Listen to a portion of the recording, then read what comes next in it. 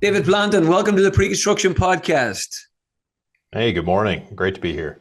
Good, glad. Thank you for making yourself available so early. Appreciate it. Looking forward to getting into this one, David, Senior VP at JPI down in the south. Tell me what you do for JPI and tell me how business is.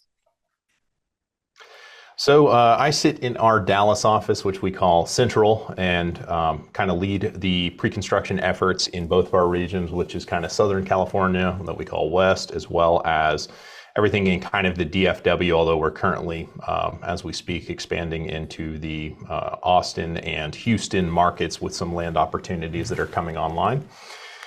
So we are a vertically integrated real estate firm, meaning that the contractor rolls up under a developer. So a lot of the decisions that we get to make don't necessarily, like in a lot of pre-construction contexts, we're only solving for hard costs, the prime GC contract amount.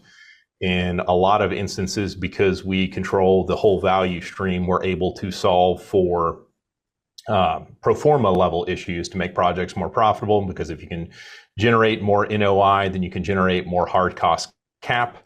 So we're able to kind of tackle problems with design in kind of a different light, and being heavily integrated into kind of that first party world. Like one of my I actually left the third party GC world and kind of went to the dark side and joined development firms as kind of a construction manager, and thought that I was never going to go back to the GC world. But with a vertically integrated company like JPI, I was happy to jump on board, because it's all the benefits of kind of being a CM and not being beholden to unreasonable deadlines and unreasonable asks, with just kind of a more transparent system, and being able to have, the pre-construction solutions be listened to and acted upon at the levels where it makes sense. Because it felt like on the, third party, one of my big frustrations in third party, even though we were a CM firm, it felt like that we were more or less just kind of a costing and VE service. And, they would hear the ideas on how to rein in costs, and a lot of times they weren't implemented until the costing came in, and then it would create kind of that redesign, rework sort of wheel that was really frustrating. And the, deadlines kept getting more and more aggressive. They kept, squeezing more and more on fee. So I really prefer the vertically integrated model, where we kind of hold all of the cards and get to, dictate what our deadlines are, although we're still beholden to the cities and, what their stuff sort of is. Yeah, there's no doubt about it. It's definitely a lot more transparent. And when you were on the construction management or the GC side, what were the other things that you saw from that side, and then obviously stepped over to the owner side? Was it we're on the GC side? Did you think, oh, it's not easier, but it looks a little bit more convenient on that side? And then when you stepped over, could you see the challenges that the owners were having? So sitting on both sides, like it's a game kind of, sitting on the GC side, the game is largely kind of maximizing the pain that the owner can tolerate as far as getting a contract signed, to create like the least risky SOV that we can go build off of, so the construction company can be made whole. And then on the owner's side, they're kind of doing the same thing of trying to squish the general contractor as much as possible and the consultants as much as possible to kind of maximize value on sort of the owner side. And more often than not, both of those are at the expense of what the actual product is. So the product ends up, suffering the burden of both of those parties kind of in conflict. So it's interesting from the GC side, because it takes a deep understanding of how the developer is thinking about the project, if you're doing like private development type stuff, or the institution, if it's institutional, like what are their big needle movers for the project. And similarly, sitting on the developer side, the owner side, if you don't deeply understand how a GC model operates and how the different, because they love to try and pinch GCs and GRs. And, when I was running projects, I would be like, I want you to put everything, all of the costs in GCs and GRs. Let's have a transparent conversation about what it takes to build it, and not play these shell games of trying to defray costs into cost of work, and, just getting honest about it on the front end and agreeing to what a fair, GC build would be. So just the competing. And then of course there's the architect kind of sitting in his own little wheel, kind of doing his thing, trying to maximize the project and accept no design liability whatsoever and push it all onto the contractor. So just the whole traditional AIA contracting method is just this heap of conflicting sort of interest. And it's very, I mean, I'm sure you've listened to some of the lean stuff, but it's like nobody's in alignment at all. And it's just completely adversarial and combative. So it's nicer when everybody sits at the same table trying to row in the same direction. Yeah, and that's what it comes down to. I mean, whether it's multifamily, data centers, healthcare, pharmaceutical, collaboration is the word that you hear now. It can be a buzzword and collaboration, and everybody says they're the most collaborative GC, the collaborative owner, architect, subcontractor. But actually getting down to it, you soon find out within 4 or 5 conversations how transparent the subcontractor, the GC, is going to be. So kind of running downstream there on the subcontractor side and the trade partners, how important are they to the whole kind of the whole ecosystem? And where does that transparency and that collaboration, is that the real key relationship within the whole thing?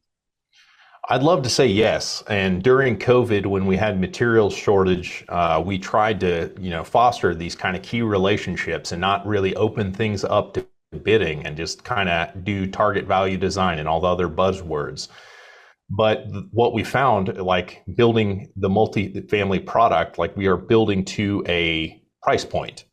And what we found very rapidly is trying to do the TBD contracts is they were not hitting the price point. Like they weren't even hitting kind of the market price point. And it was amazing when we opened it up to competition, the price point immediately fell back down to what the market price is. So I would love to say that like we don't want to, because I mean, if you think about it from a pre-con perspective, if we're getting a fair price without that, like we're talking to fewer people, we're bidding less, and high confidence we're getting the right number.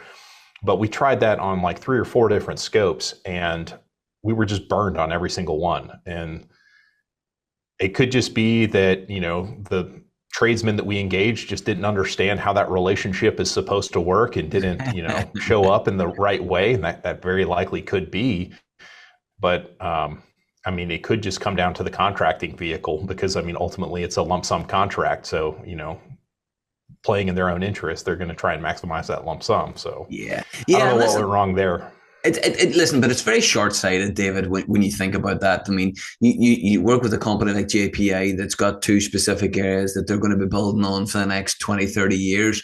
If you are the trade partner that does a specific trade and you're going to get in and do a good job and take your healthy profit and everybody wins, surely long-term that should be the best business idea and a strategic decision.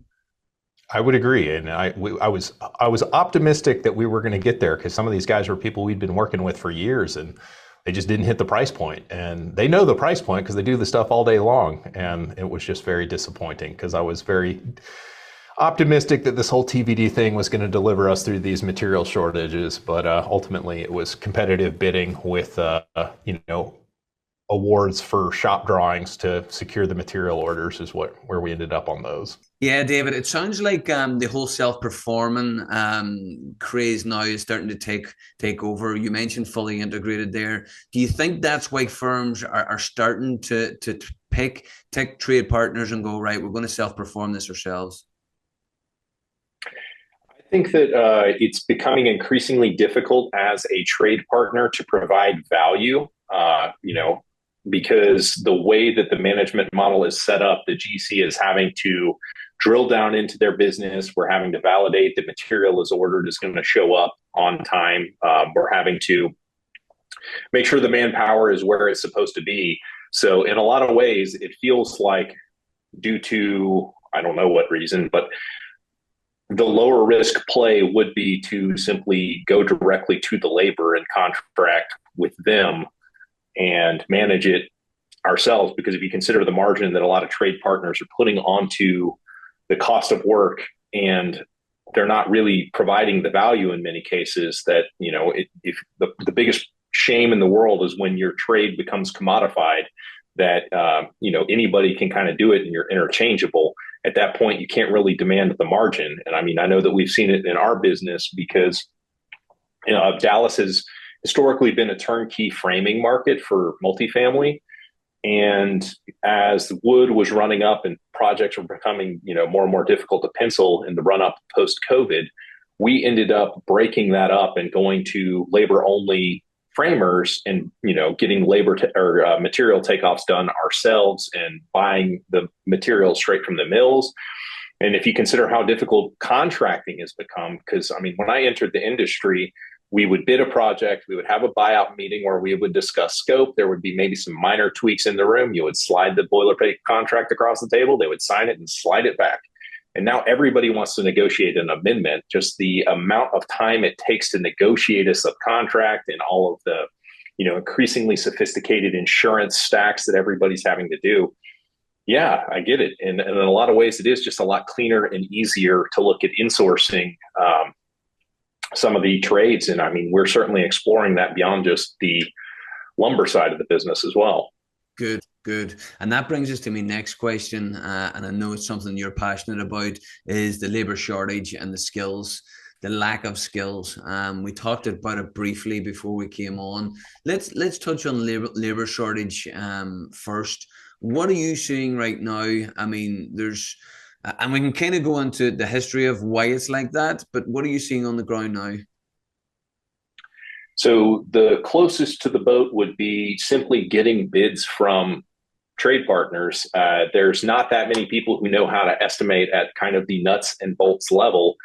So it doesn't really so much matter what our timeline is, especially when, DFW was experiencing in Southern California as well, kind of a massive boom in multifamily. You would get the number when you would get the number. And a lot of that is because a lot of the trades require deep technical understanding, and people want to, service their favorite clients. Even trade partners that said, you're our number one client, they were still routinely 2 and 3 weeks late with bids. If we were a public bid type company, that dog doesn't hunt. And so that would be probably the most obvious and apparent example to a pre-con person. But in the field, one of the things we would have to double check, triple check is that the crews are available to be on site when we need them to be on site. And we had an example of a project last year where we had commitments. So they said all the right things on the utility contractor for this big, horizontal piece to unlock the vertical piece for a project.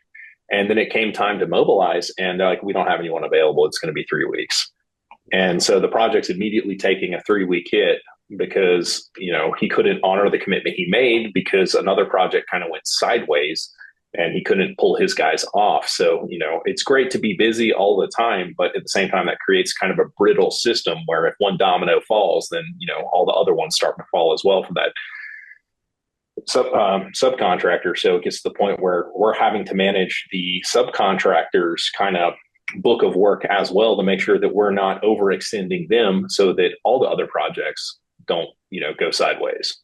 But again, the idea that you've got to follow up with a subcontractor to make sure that their men are going to be there, that should be a moral and ethical question that they can kind of stand by. And listen, we all know projects go south and things get delayed and issues and amendments happen.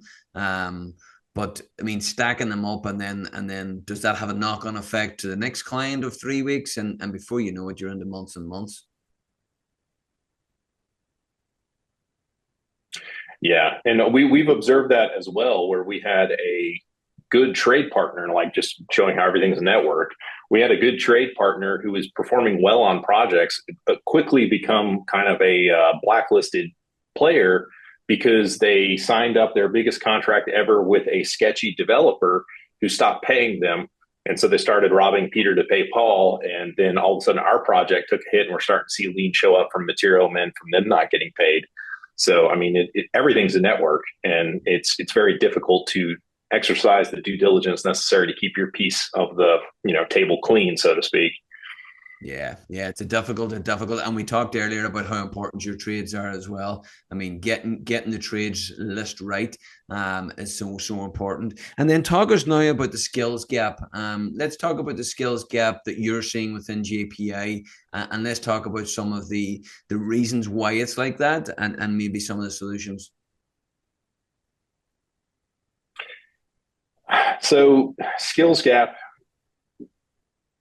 The 0809 kind of cohort of people kind of coming into construction was decimated by the last downturn. Like that's roughly right after, I was 4 or 5 years into my career when that thing happened. And a lot of my peers who came in at the same time just moved on from the construction business, which, greatly diminished the amount of kind of that at this point would be kind of mid-manager, upper mid-manager place in the marketplace.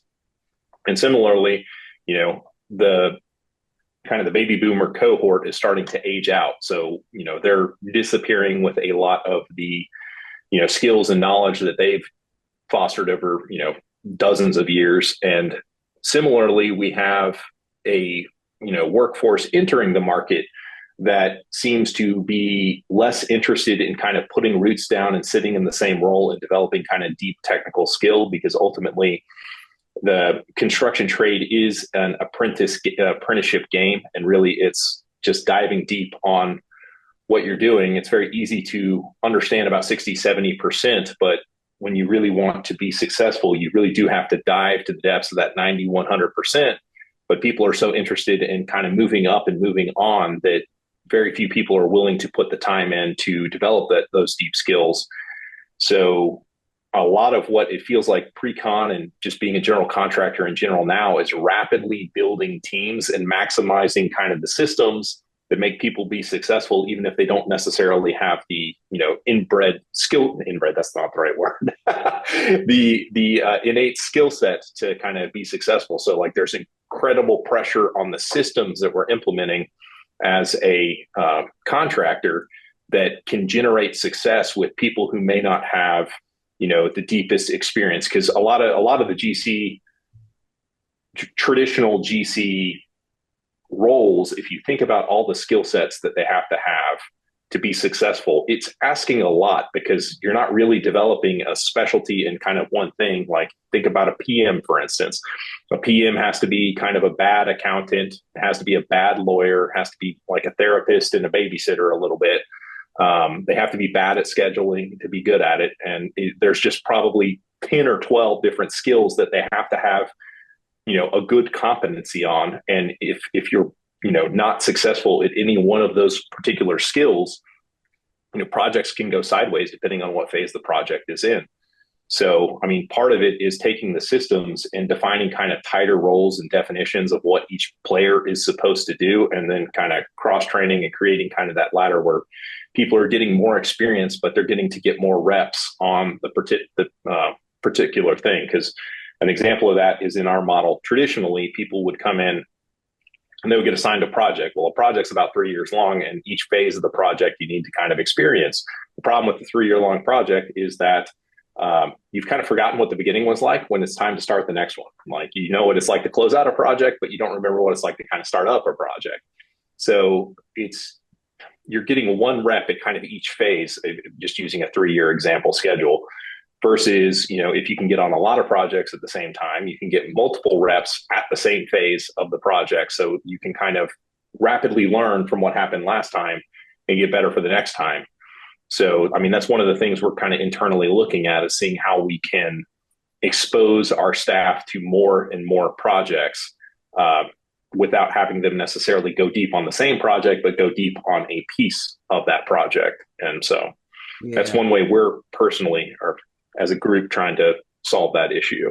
I like it, right? Because not a lot of people are thinking about it like that. And there's no question that pre-construction allows you to see multiple projects. And then if you look into previous projects, so historical data, how the previous projects worked out, good or bad, it's a very quick and efficient way. But then you speak to people and you say, yeah, that's all well and good, but you actually need to be able to be on site and see how it all goes together and how the schedule go together and how important logistics is, procurement, schedule, where you're leaving stuff on the site. So it's very difficult to do that.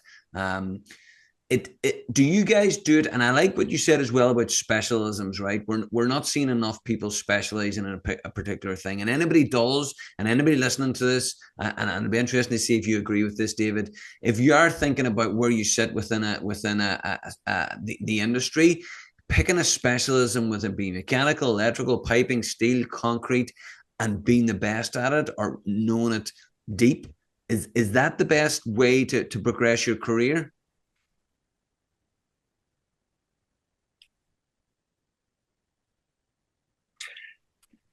So this is David's personal philosophy, and one of the things that I look for when I'm interviewing somebody is like, have they attained mastery in any other area of their life? It doesn't necessarily have to be work related, but have they developed the capacity to grind on something and get really, really good at a specific thing? It doesn't matter so much what that thing is, but it means that they've learned how to dwell on the plateau to ultimately get that breakthrough and kind of skill and understanding of what it takes to kind of get to the next level. Because once you've experienced it in a thing, you can experience it in everything. It kind of shifts your mindset. So I would suggest that picking a thing to get incredibly good at, and it doesn't so much matter what it is, but to develop the understanding of what it takes to get incredibly good at something, is probably a better path to kind of sampling. Like, I say that on the heels of making the comment of the requirements of all of the kind of GC type jobs now are incredibly diverse with a wide variety of skill set, but developing the personality to where you can analytically understand how you need to improve each time you touch something in order to get very good at something, I think is a really strong character attribute, and something that I look for in everybody that we try and sign up. David, if anybody else doesn't learn anything about on this podcast, I have just learned a massive skill in interviewing. That's going to be my second. I've always got one question that I use during an interview. That's going to be my second one. Tell me something that you've mastered in your professional, personal life, your hobby. I love it, because we've all got, and funny you say that, if I think back, this is probably 118, 119 episodes of the Pre-Construction Podcast. The people that have mastered something outside of their work do tend to do very well, and that they tend to grow through the levels fairly quickly. And that can be anything. It can be a creative thing. We've had DJs on here. We've had people who play the guitar, do the drums, do karaoke. We've had people, tennis players, swimmers. It's amazing what you've just said, how common it is. Well, one, I'll give this one to you. This is one of the interview questions that I always open with, especially as it relates to pre-construction, is tell me your biggest failure in your career and what did you learn from it? Because everybody is going to talk about all the things that they do great. But what I'm looking for is the honesty to say that you've made a mistake, because if you stay in this racket long enough, you are going to cost your company hundreds of thousands, if not millions of dollars at some point or another. And if you don't have the discipline to understand the mistake, course correct, and then gird your system so that you can not make that mistake again, that's what I'm really looking to hear. But generally, the people who don't have any mistakes to report are people who haven't really tried to do anything. Is another way I think about it. So yeah, they haven't given that one to the group there. You guys can have it. This is going to go on for a little bit longer, David. You keep giving up these secrets. But that's a great because you never learn, and you would have gone through projects that have gone perfectly. You never actually review them or go back and look to why they've gone perfectly. You only ever learn from projects that have either failed or gone incredibly wrong and eventually come out the other end. I agree with that, but I'd also suggest that if you study the lean method with the kind of the PDCA approach to any process that you're running, then you can learn from the successes too, although the learning is nowhere near as rich, even even when you're successful. Brilliant. And just before we go off the whole skills gap, I mean, I graduated in 2006, and I totally agree with you. When clients come to us looking for pre-construction and estimating talent, and they say between 8 and 18 years of experience, it's getting slim on the ground. But see the people at the very, very high end, those people that are ready to leave the industry, particularly in the specialty trades, so mechanical, electrical, piping, concrete, steel. I think we've got a major problem there. How do we address it? People talk about historical data, downloading their brain and how they work through things. We talk about other people coming up and being mentored by these people. How do you address it at JPI, and what do you think one of the best solutions are? So, I mean, we've gone hard on kind of training and learning modules is what we've been kind of working with, and identifying kind of our saltiest kind of impact players and trying to systematize their thinking to the extent that we can and recording them with kind of learning modules. And it's not just, but here's the other thing where basically everyone's job this day and age is, media production, and because we live in this kind of digital world where you have to have like the storytelling is incredibly important, but we have these short attention spans from TikTok and all these other kinds of things. So like, it's not just recording this incredibly dry technical information, but figuring out how to make it relate to the people who are entering the workforce and want to, actually consume the information that they have, other than the compulsory, like, yep, I did it, I checked off. And I mean, between you, me, and the fence post, a lot of times some of the HR groups don't have the best understanding on how to make that information engaging. So, I mean, having the courage to make it be authentic and real, and letting salty construction people talk like salty construction people is something that is good. And I mean, examining it, like, podcasts are fantastic, because anybody who has a commute has kind of a 30 minutes to an hour or more of seat time where they can be learning. So like, that's one of the avenues that we're looking at, not just training videos, but training audio that they can do through that. So that's what we're trying to do, is get kind of the best minds we can get to sit down and kind of analyze what it would take to get to their level, and then capture that with training modules so that we can kind of empower our staff to have a deeper understanding of what we're getting into. I want to ask you a question on this topic, David. What about gamifying the LMS platform? So learning management system, and gamifying it. So it brings in the competitive kind of culture that maybe, because we don't hard bid anymore, you're gamifying it that way to maybe 25 graduate project engineers. Do you think that would be work? And I totally get what you and you could gamify it with those salty construction professionals as well, speaking and ask the questions. I think that my personal view of it is, you're competing for everyone's eyeballs with everything else in creation, thanks to these wonderful slippery germ bricks we keep in our pocket. So the problem with gamifying it is, you are required to have somebody's eyes on the device in order to, do that. And unless it's, incredibly engaging, there's a good chance that if it's just like, even watching videos aren't as good as audio and podcasts in a lot of instances, because you can go longer on audio because they're consumed with the drive. Whereas if they're sitting at their desk, the email machine is going to be firing up, letting them know that something else somewhere else in the world is on fire and needs their attention. It's just incredibly difficult to curate people's attention so that the message kind of lands. So, I mean, we've done high-speed videos. We've done, we're starting to get into the kind of the podcasting approach to doing those training modules as well. I mean, I'm all for creativity. I mean, we'll try anything, but the issue that I see is, if you're having somebody sit and look at a screen, there's all the other bells and whistles on that screen that could potentially grab their attention. So I'm kind of bullish on podcasts right now for that regard. Brilliant. Yeah, no, I love it, and it's a fair point, because I'm the same. If I've got a task that I need done, everything else gets locked down on the computer, and it gets the full attention. And people doing that now, it's not been taken up. But I like the podcast. I mean, that's how I learn. That's how I learned how to do this podcast. It's amazing what content is out there, and generally it's free, which is even better.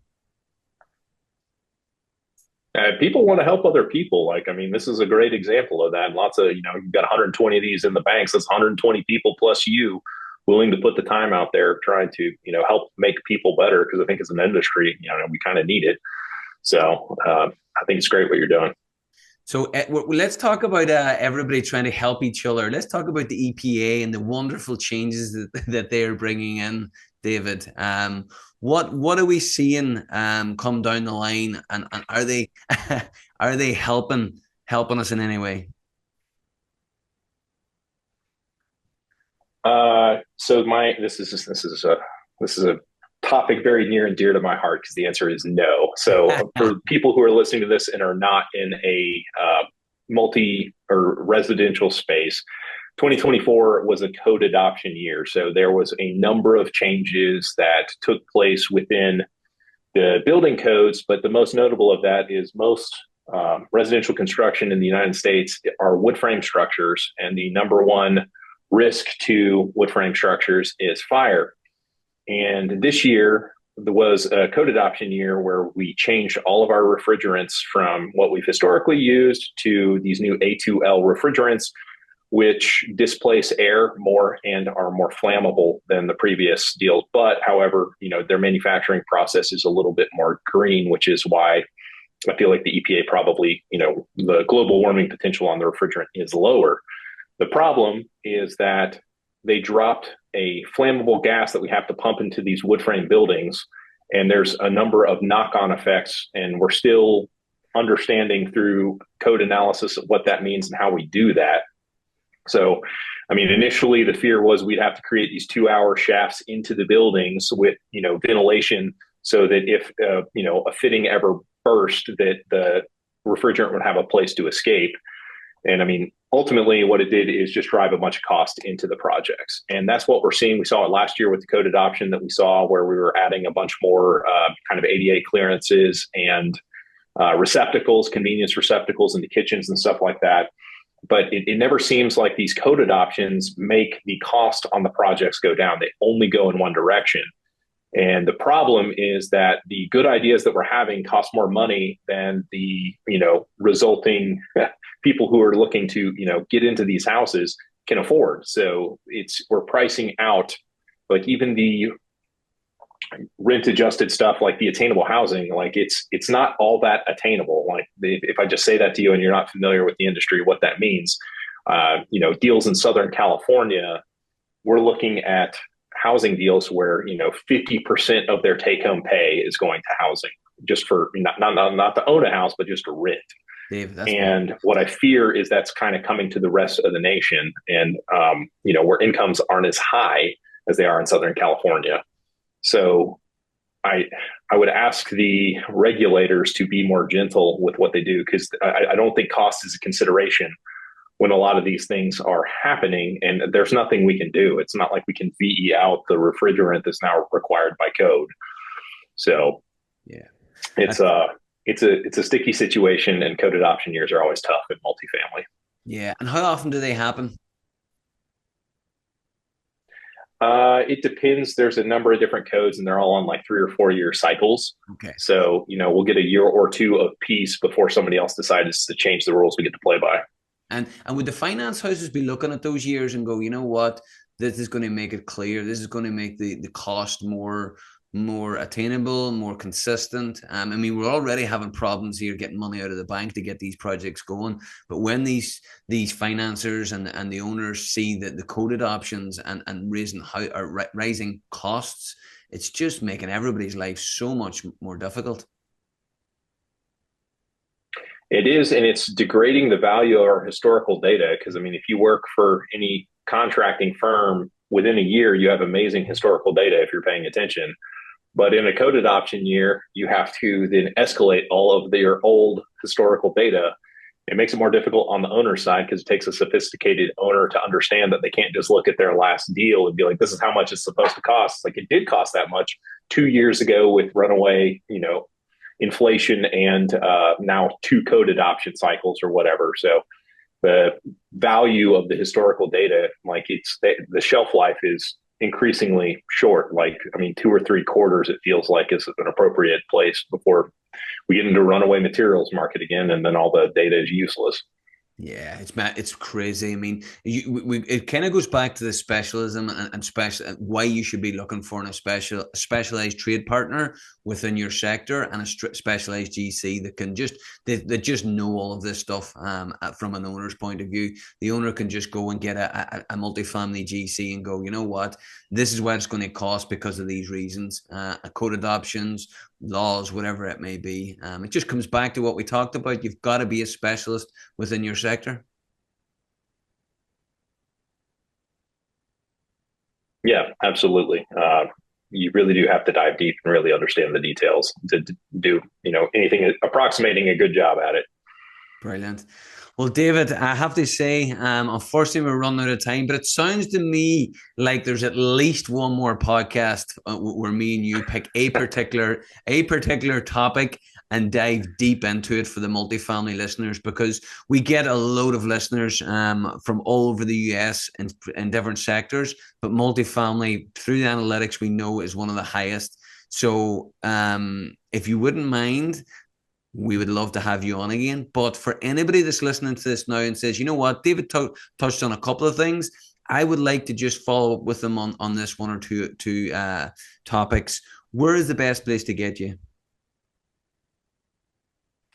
I mean, my email address is david.blanton@jpi.com. That's a great way to get a hold of me, although I hate reading emails, but I will read your email if you send it, I promise. Cool. And LinkedIn is another great tool. I'm sure everybody who's listening to this has a LinkedIn profile. So those are two good ways to get me. Brilliant. Well, what we'll do is we like LinkedIn, so we'll put your LinkedIn profile link in the show notes below, folks. So if you are interested, just jump on the show notes, click on the link, and it'll bring you straight to David's personal LinkedIn. Again, David, thank you for taking the time. I know the audience will get a load of value from this, and I look forward to our next one. Sounds good. Thank you.